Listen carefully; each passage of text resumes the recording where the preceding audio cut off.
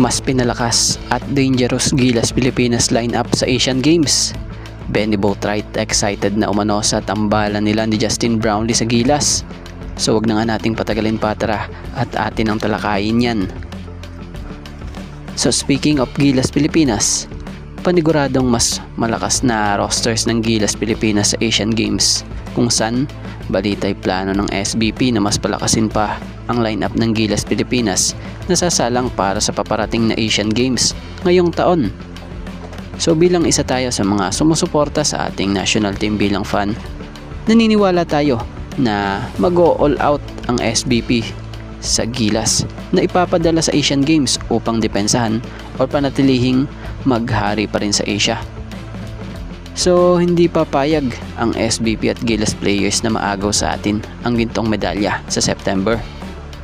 So nandyan nga ang malalakas sa Asia like China, Japan, Chinese Taipei, Iran, Lebanon at iba pang bansa sa Asia.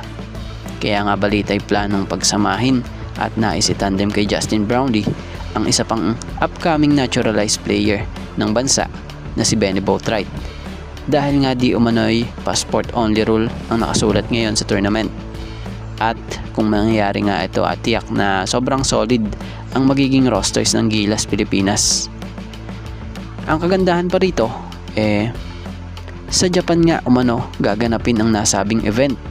Kaya malaki ang chance na mapasama din sa lineup ang mga B-League boys gaya nila Kai, Quentin Millora-Brown, Dwight at iba pa. Ganun na rin ang bagong local player ng team na si Mike Phillips.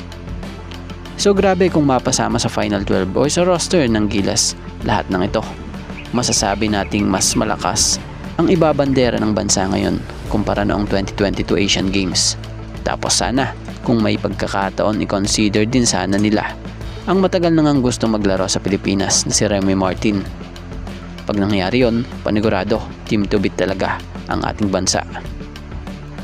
At mabalik nga tayo sa nalalapit na maging bagong Gilas naturalized na si Benny Boatwright.